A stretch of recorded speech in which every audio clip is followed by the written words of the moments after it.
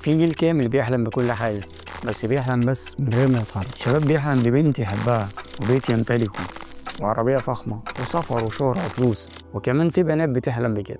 بس الحقيقة وللأسف هو مش بيعمل أي حاجة عشان يوصل. ليه؟ لأن الحلم بقى سهل لكن السعي بقى صعب. زمان كان الحلم محتاج تعب ودراسة وعلم ومجهود نفسي وبدني، لكن دلوقتي مجرد صورة على الانستجرام جابت لايكات وهوب يا معلم انت كده وصلت. ولكن الحقيقة دي مش أحلام، دي أوهام رقمية.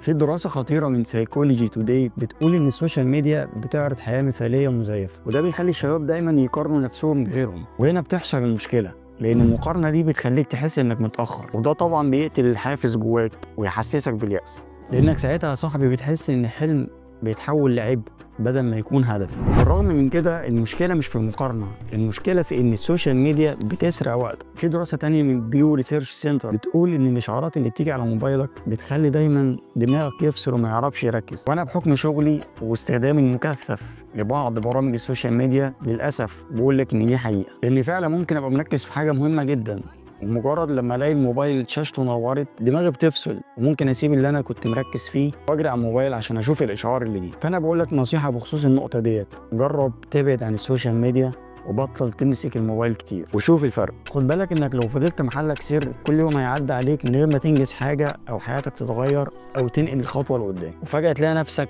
نفس الشخص اللي كنت عليه من سنه، محلك سر بدون اي تغيير. وخليني اقول لك على قصص واقعيه بنشوفها في حياتنا كل يوم. في شباب في مطلع عمره لسه بيحلم انه يفتح مشروع خاص بيه ويكسب منه، ولكن على النقيض بتلاقيه ممكن يقضي مثلا 6 ساعات في اليوم على التيك توك وبرامج السوشيال ميديا المعروفه. كمان في بنات بتحلم انها تتجوز بشخص ناجح ومثقف على خلق، بس هي عملت ايه عشان تستحق ده كله وتوصل له؟ ولا بتشتغل على نفسها ولا بتتعلم شيء جديد ينفعها في حياتها الزوجيه مثلا، ولا بتطور من نفسها عشان تكون مستعده تكون زوجه وام وحبيبه. كمان في نموذج تاني من الشباب عايز يبقى غني ومشهور وكل الناس ملمومه حواليه، بس برضه هو عمل ايه عشان يوصل للحلم ده؟ كل اللي بيعمله انه للاسف نام على المخده، يا بيان عن الحظ يا اما بيضيع وقته في التفاهات واللا شيء من غير هدف حقيقي. وكمان ممكن يتخلى عن مبادئه واخلاقه ويقلد ترند من الترندات الفاضيه عشان بس يوصل بسرعه. وطبعا في نماذج من ديت كتير جدا احنا بنشوفها في حياتنا اليوميه. الاشخاص اللي احنا اتكلمنا عليهم دول هم عايشين للاسف بدون هدف وبدون خطه وطبعا بدون نتائج. فلازم تعرف من النهارده قاعده في الحياه، ان نجاح بدون تعب بيساوي خيال. اوعى تفتكر ان الناس اللي نجحت كانت اذكى منك او عندهم قدرات خارقه مثلا مش عندك، هم بس اشتغلوا اكتر منك وتعبوا بجد. واي شخص وصل لنجاح معين انت تقدر تعديه مش توصل له، بس بشرط انك تمشي على نفس الاستراتيجيه اللي هو مشي عليها، وطبعا تصبر. لازم تعرف النجاح مش بيجي بالحلم والتواكل والنوم وكتر الراحه والفهلوه، النجاح بيجي من تعب، من محاولات، من فشل بعد فشل بعد فشل.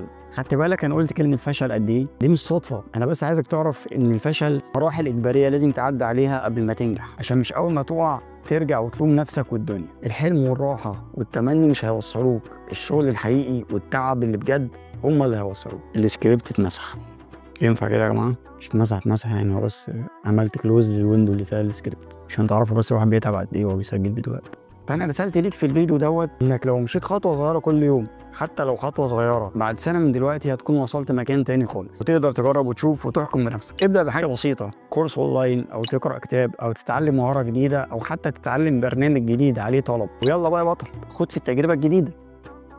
افشل مرة واثنين و10 ومليون، بس اوعى تفقد الامل. خليك فاكر ان السؤال مش انت بتحلم بايه، السؤال المهم انت عملت ايه عشان تحققه. ابدا دلوقتي قبل ما حلمك يبقى مجرد ذكرى بتحكيها وانت ندمان. سامحني لو كنت صريح معاك وبقول لك الكلام الخطير دوت، بس الوقت بيجري يا صاحبي والعمر ما بيستنيش. لو فعلا بتحلم توصل اكتب في التعليقات اول خطوه تبدا بيها النهارده، وشارك الفيديو مع صاحبك اللي بيحلم بس مش بيتحرك.